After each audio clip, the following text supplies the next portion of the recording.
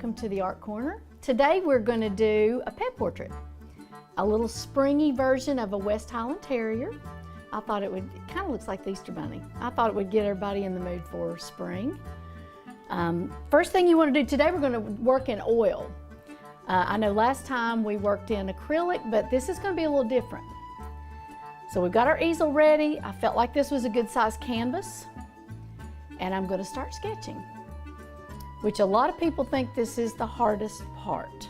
So I've got my art reference real close by, and I'm just going to start drawing what I see. Kind of center. Start with his little ear. Actually, I'm going to move him over. His head's not quite as big. Let's start with the center of his head right here. That way we can't go wrong.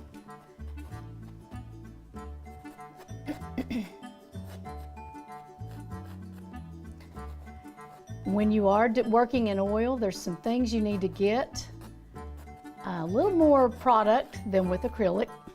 You need to buy some linseed oil and some low odor thinner.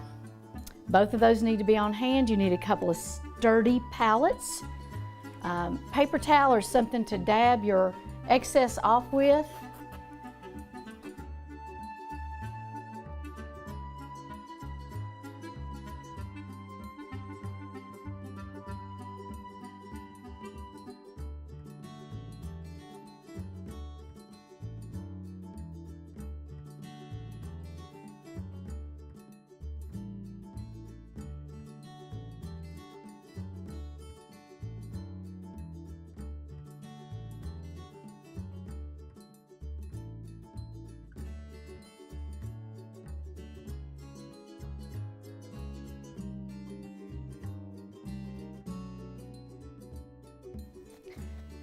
And just like with the other picture we did, we're going to start with the background first when we paint.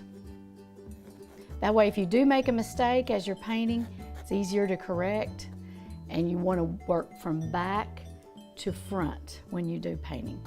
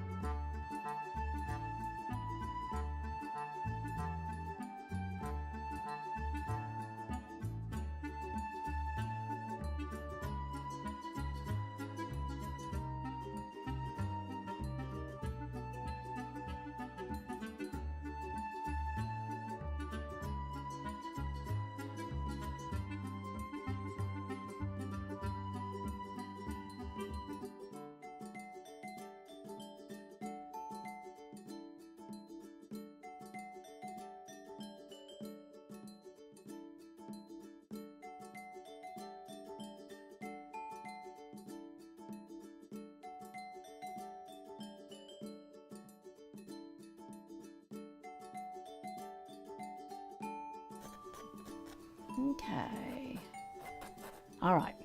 Now, just like with the acrylic, you do want to spray your pencil marks. So get a hairspray. Pretty much any kind will work. Lightly spray your pencil marks. And I get my canvas and just fan it around, let it dry, and then we'll start our background. It smells good. Okay. Should be dry within seconds. Now with oil, like I was saying earlier, I want to start a palette. So I'm going to get a little linseed oil, and I'm going to put it right here. This is your mixing medium with oil. It gives it a smooth, flowy feel on your canvas. Your low odor thinners are to clean your brushes, and it also helps thin your paint. So you'll need both of those products to do an oil painting. All right, the first thing we want to do is our background. So I'm going to start in this area up here, and we'll start with the darks and the greens, work our way down and go from there. All right, let's go ahead and get started with the background. You'll need a good sized brush for the background, just so that your strokes kind of go fast and it blends well. All right, I'm gonna mix my greens together. I think I'm just gonna kind of dab them all over the place. Let's start up here in this corner. And actually, there's a little blue in this background, so I may stop and add some more blue. I'm going to start with this brush, but we may go bigger in a minute because it may not go quite fast enough.